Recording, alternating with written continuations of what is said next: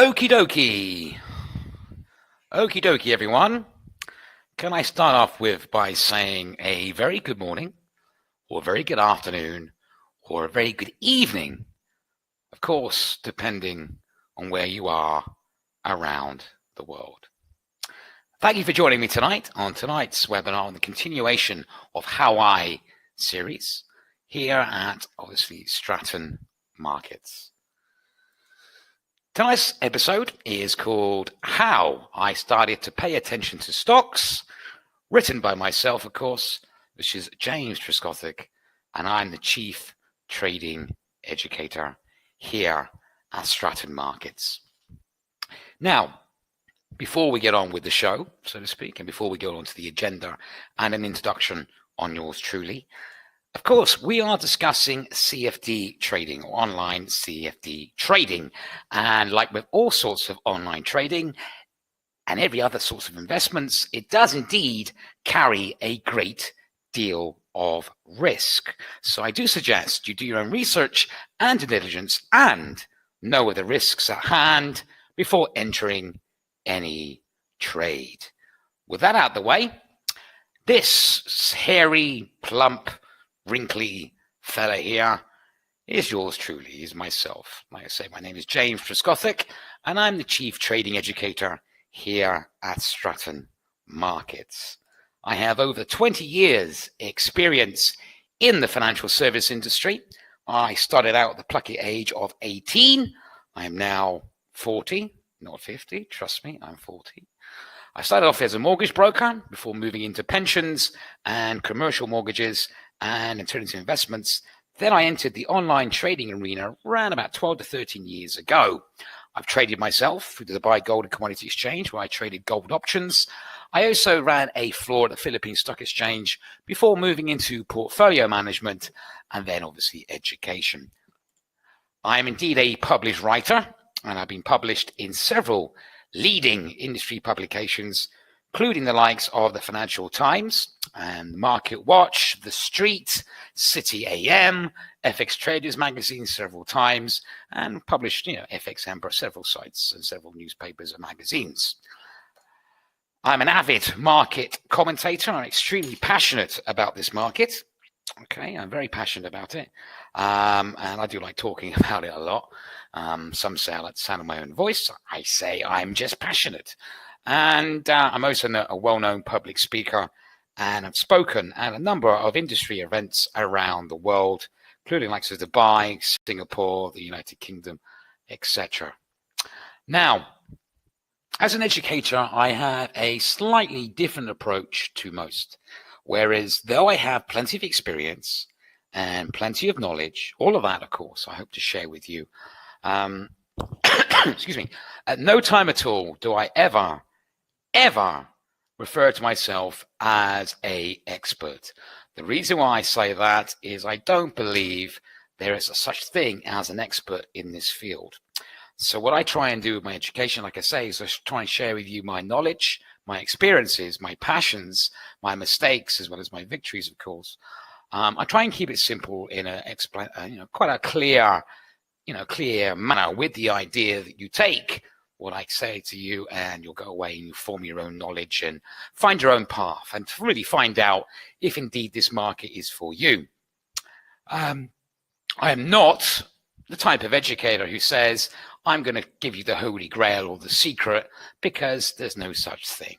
So my education, like I say, is, to the point, and I hope you find it useful. Now, tonight's agenda, like I say, it's called How I Started Paying Attention to Stocks. Okay, that's a bit nice. So tonight, of course, obviously, we're going to be talking about what actually is stock CFD trading. Let me show myself. Hey, here I am. Hello. So we're going to be talking about what actually a stock CFD trading actually is.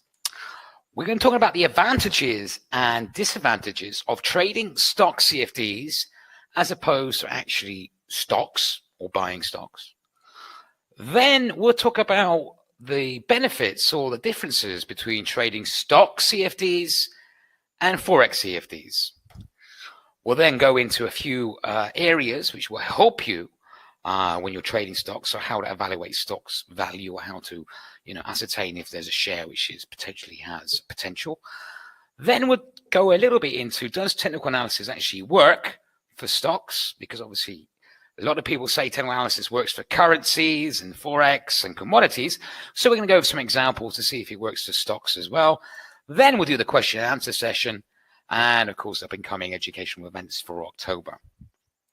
So what is actually a stock CFD?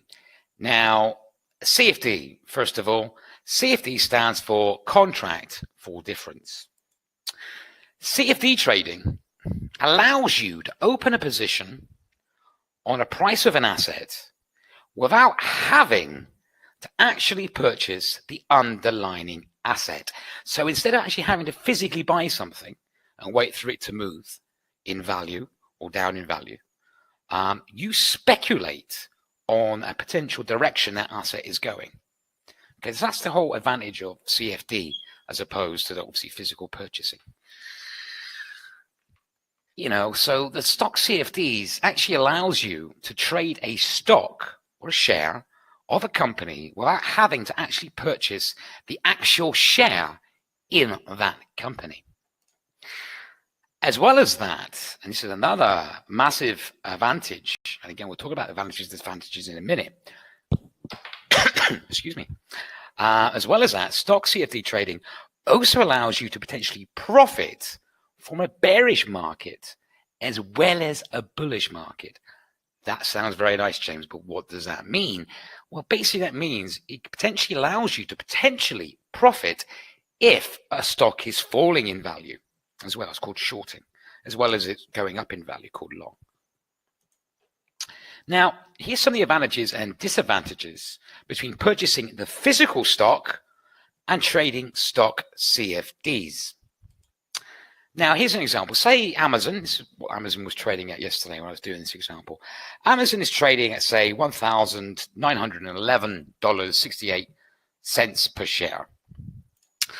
To purchase 10 shares in Amazon, you would have to invest, to buy it physically, $19,116.80.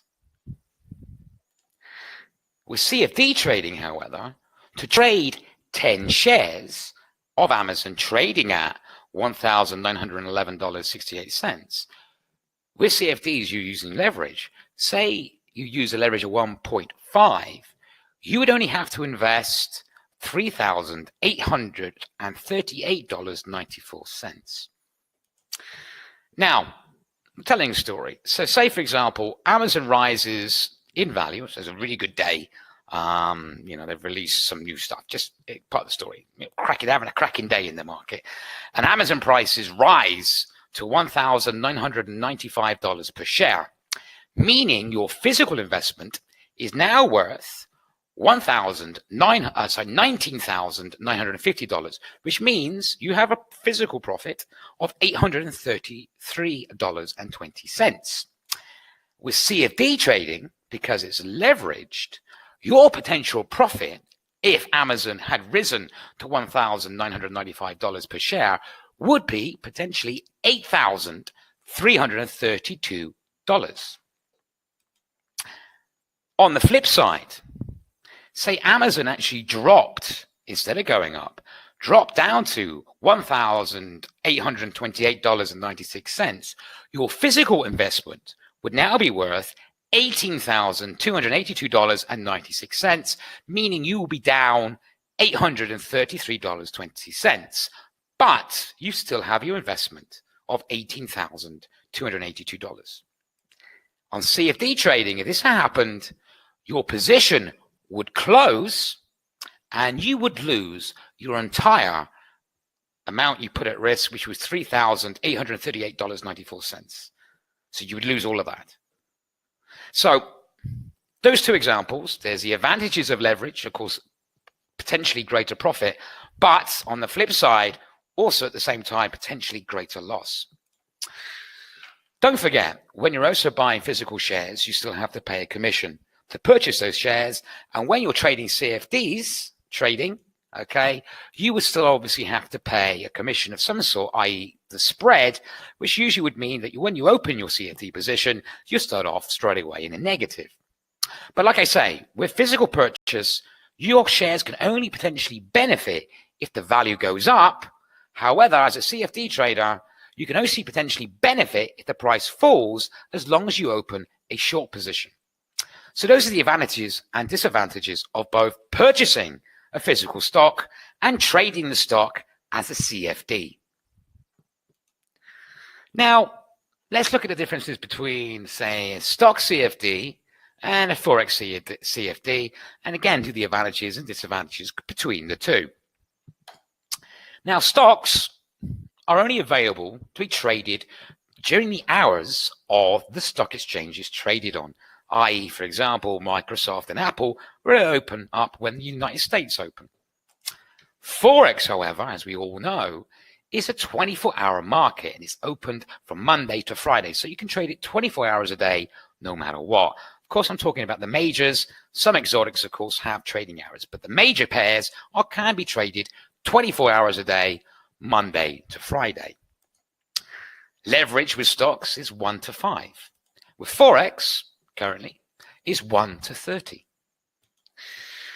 With stocks, there is less factors to consider when you're trading them, as in there's less things to take into account when you're doing your analysis. I mean, for example, and of course we'll go over this in a later segment of the webinar. For example, you will look at a company's debt level, earnings, new products, market sentiment. Forex, there's a lot more factors to take into account because, for example, you would have to look into the performance of a country's economy, or as is versus another country, and two countries' economy. You would have to look at economic indicators, i.e. unemployment, GDP, inflation. You would also have to bear in mind geopolitical events, global economy, technical indicators, media stories, what the media is talking about, what's the main headline, what's the discussion on a certain currency or certain political events. Politics is a big thing, as currencies as well. And, of course, market sentiment. So there's a lot more things to take into account when you're looking at Forex. Now, here's the main thing, of course, when it comes to, like everything, like with currency trading, like with commodity trading, really, it's all about doing your homework. Okay, you have to do your homework on stocks. It goes without saying. You need to do your research before you can decide what you're going to look to trade in the market. Now, there's a number of different areas. I'm not going to go through all of them. I'm just going to go and do a little bit of them. There's a number of areas you need to really sort of look into and consider before deciding what stock to trade. And here's some examples for you. Now, one of the questions you need to ask is, what does that company actually do? So if you're buying a stock in a company, you have to understand what that company actually does as a business. You know, it's a basic question, but you need to understand what it does. At the same time, you need to ascertain if there's a market or how good that market is for that company's goods and services. Is their market hungry for it? Is the demand for buying smartphones, for example, if you're Samsung or Apple, is it growing? You know, that sort of thing.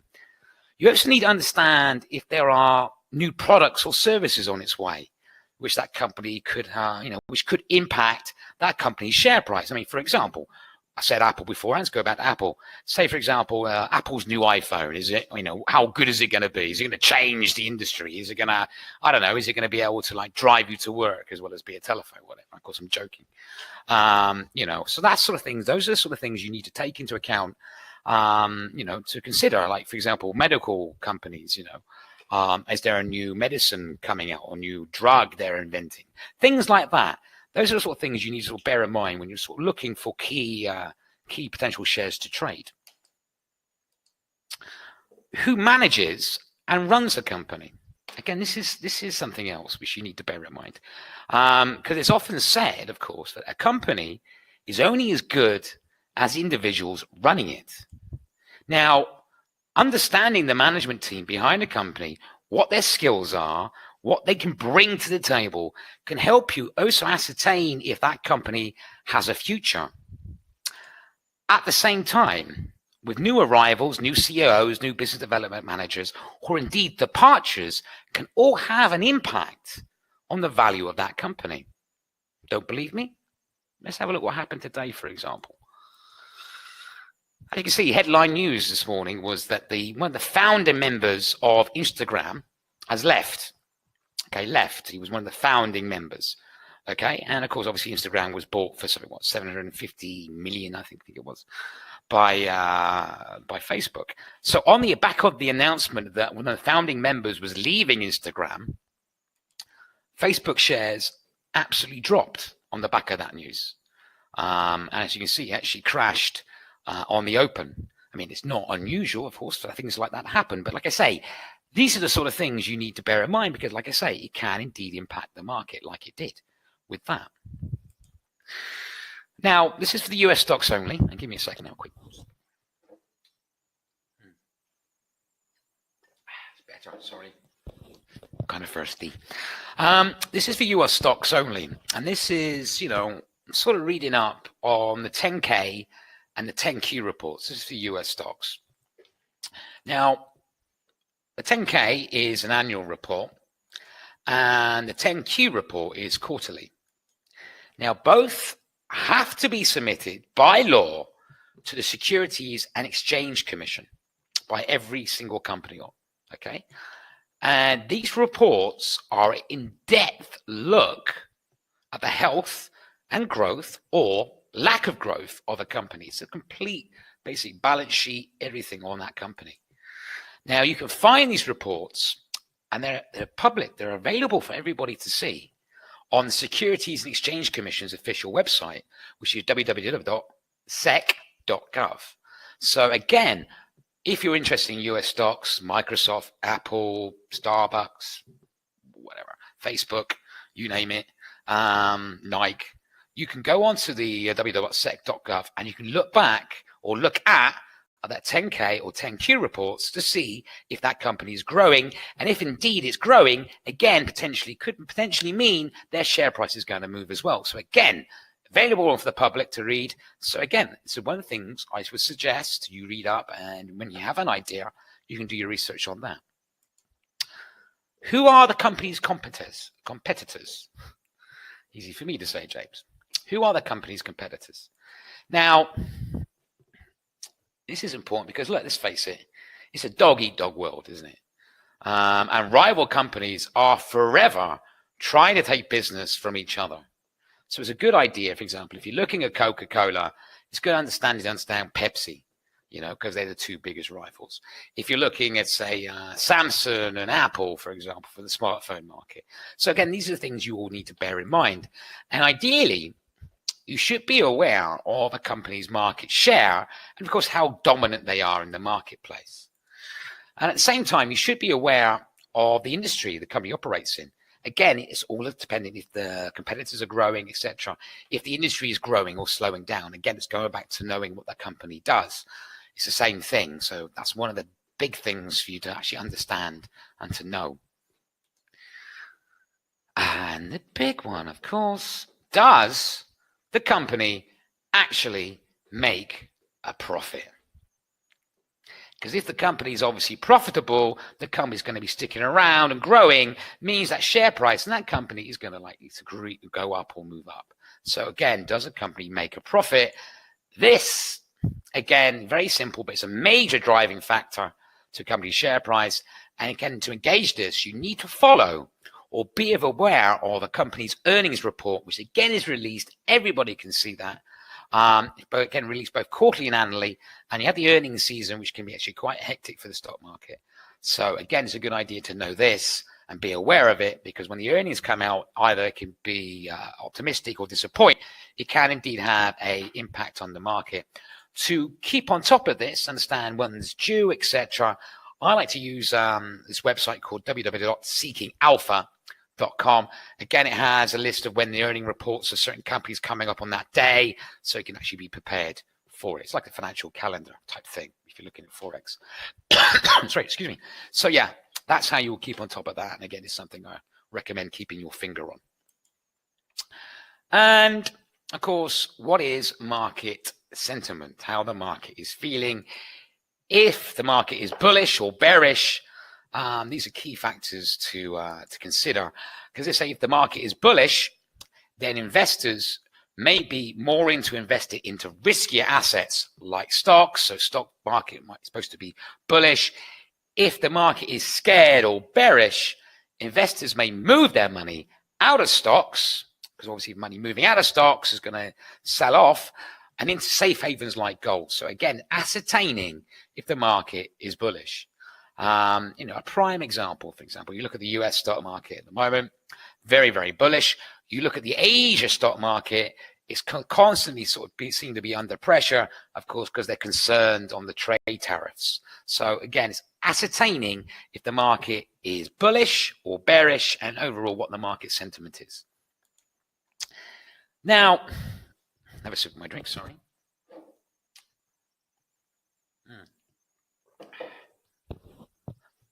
Now, I tend to do a lot of technical analysis. So when I do my technical analysis training, I talk about currencies a lot. Okay. And a lot of traders out there, or educators out there, they look at currencies or commodities and stuff. So I have a question. Obviously, we got over some of those factors of what you need to research and be aware of when looking at stock CFD trading. But okay, does technical analysis work?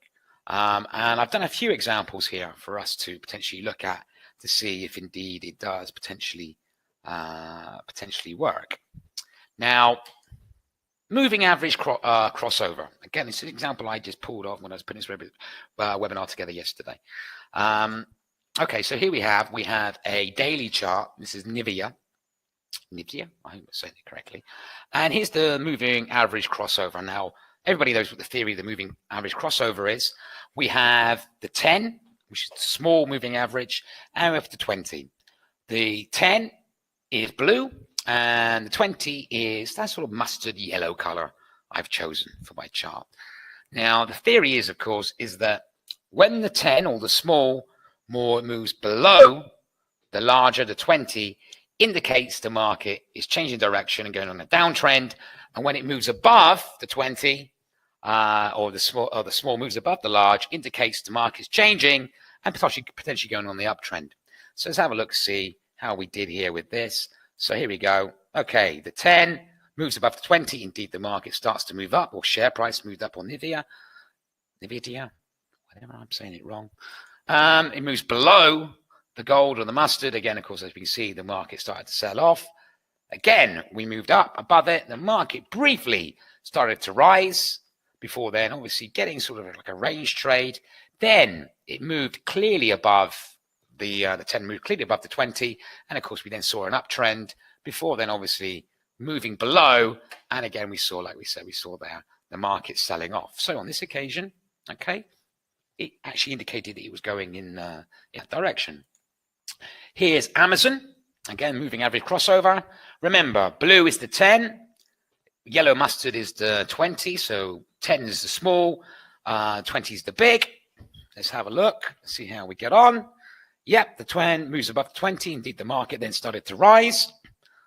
Then sort of moved above it, touched it slightly, but moved above it. And indeed, the market started to rise, then moved below it at this point, and the market did indeed start to sell it off. So that was Amazon. One more. Let's look at Disney. Again, the moving average crossover.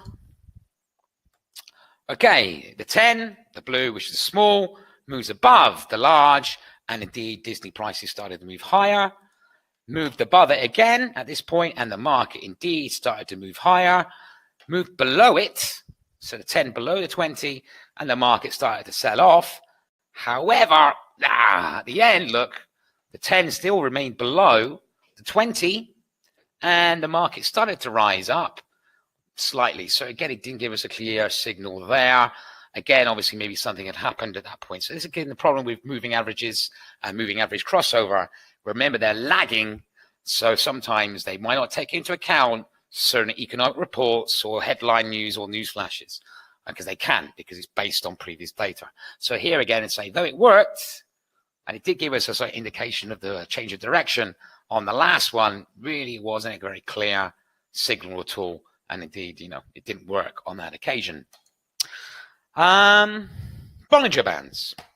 Let's look at Bollinger Bands and Coca-Cola. Now, we know the theory. The wider the bands are, the more volatile the market is. The narrower the bands are, the less volatile the market is. The top band can act as a potential resistance, and the bottom band can act as a potential support. So the theory is, if it touches the resistance, the market could start to sell off again. If it touches the support, the market could start buying in again. So let's have a look how it looks on this time. Okay, touches the top band, and indeed the market starts to sell off. Comes around near the bottom band, and indeed it acts as a sort of support, and the market buys in again. Doesn't really do here anything, so again, not a clear signal with us there at all. But on this occasion, this time, it topped the top band, and the market sold off. But here, again, not a clear signal. It was touching the bottom band for several sessions. Nothing was happening. Eventually, the market bought in and it started to rise. So again, not a very clear signal on that at all. Look at Facebook. This was yesterday before the drop of Instagram today. Sorry. So here we go, is Instagram again. Top band, okay, yeah, acted as resistance, market slightly sold off. Top band, yes, indeed, the market started to sell off again, acted as a resistance. But this time, no. Massive bands, massive volatility. Obviously, something had happened the next day or the day or broken, which changed everything, and that's why the market moved like that. So again, Bollinger Bands worked up to a certain point, but it didn't or couldn't cope with any breaking news, and clearly there was a sell-off. Something happened, maybe earnings, some sort of news, maybe a fine, something like that, which affected the market. So that time, the Bollinger Bands wasn't ready for it. And again, like I say, eventually it then kicked in and hit the bottom band, and indeed, and then it started to rise. So that time it worked at that moment. Twitter, here we go again. Top band, yes, indeed acted as a resistance, but not beforehand, by the way. Topped the top band lots of times before it actually acted in. But again, on this occasion, no, it didn't. Something obviously broke. They closed the trading session. Some news broke. Something happened, which changed everything. And again, the Bollinger Bands didn't actually take it or actually help us on that. Until obviously later on down the line, it started to act like a resistance. And again, touching the support didn't really, jump off the support. So not giving us a proper clear signal. Of course, I will relate to this point. Obviously the last Facebook and Twitter example, they had big drops or big changes in the next day. Things like that can happen in currencies, of course. Certainly with gaps in the market, you can have that. Certainly on an opening on a Monday if something happens over the weekend. So it can be the same. But like I say, with stocks, like I'm saying, just as this example, these three examples, some of it works, but on some of the other indicators I've used here, the Bollingers, maybe not giving us a completely clear signal to like we wanted to see. Now, the next up-and-coming educational events I'll be holding, October the 2nd, is called How I Came to Understand Market Sentiment. With that, I'll discuss obviously bullish and the bears, the battle of the bulls and the bears.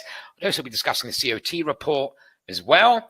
Then on the 9th of October, I will be doing one called How I Came to Understand the Elliott Wave Theory. Then on the 16th of October, I'll be doing one called How I Came to Understand the Euro and the British Pound. So that is going to be more of a case study on just the Euro, and to make it a little bit more interesting, and a case study on the British Pound.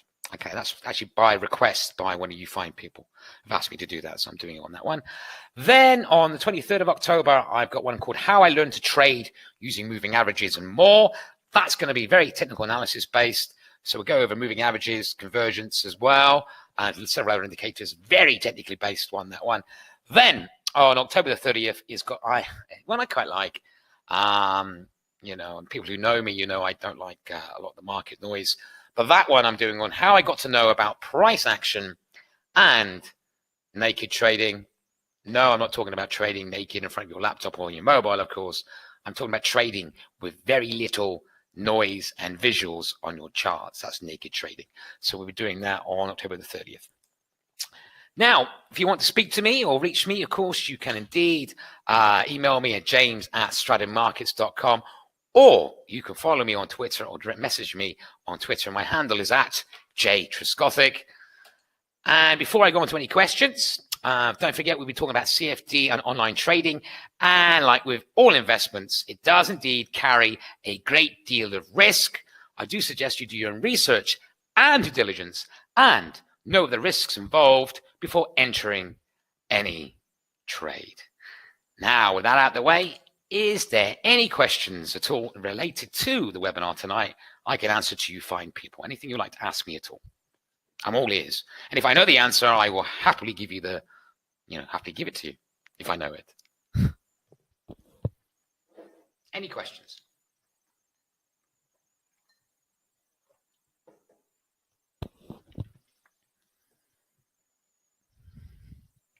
Any questions? So anybody like to ask me anything? Okay, did you at least find it insightful or interesting? Did it help?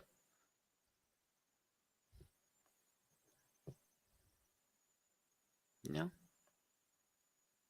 Or are you sick of my voice already? I say that every week. Because I'm always worried you might be sick of me by now. You might be sick of my West Country tone. Or my enthusiasm.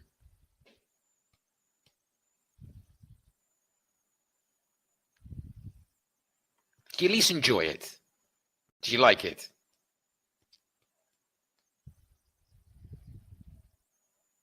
Okay, is there any topic or subject you would like me to cover maybe in the future at all?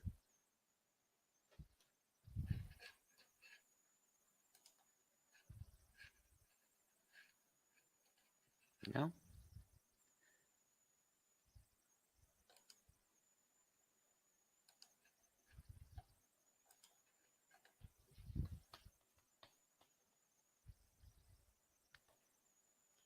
No questions. Have I put you to sleep?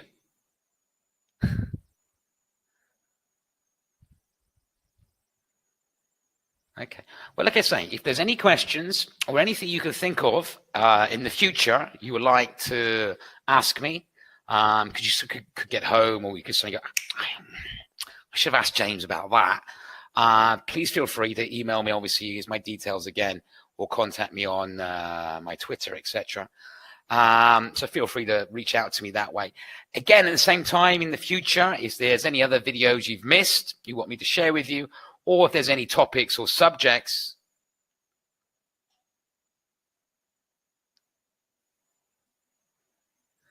Hello, Keith. How are you? I'm glad. I'm glad. You enjoyed it, though, my friend. You found it good, yeah? As long as you're finding it useful, Keith. This is what I do it for. Try and find it useful, trying to help as much as I can to try and help you find your way and, find out what works for you, etc. Good. Oh, good. Thank you, Keith. I'm glad you liked it, mate. You see, I got a smile on my face now. Thank you, buddy. That's good. I mean, if there's any subjects in the future, Keith, you'd like me to do or like me to cover, please feel free. Just drop me a line, buddy. Just let me know. I'd be more than happy to, obviously, put something together, etc. All that jazz. Definitely. Okay, on that note, can I wish every single one of you, depending where you are around the world, either a good morning, good evening, good afternoon, or even a good night. Big shout out to Keith as well. Fantastic to see you again, my friend. It really is. Thank you for coming, my friend. And you have yourself a great evening. I look forward to seeing you on the next one. Okay. So till next time, every single one of you have a fantastic day, and all of you trade safe.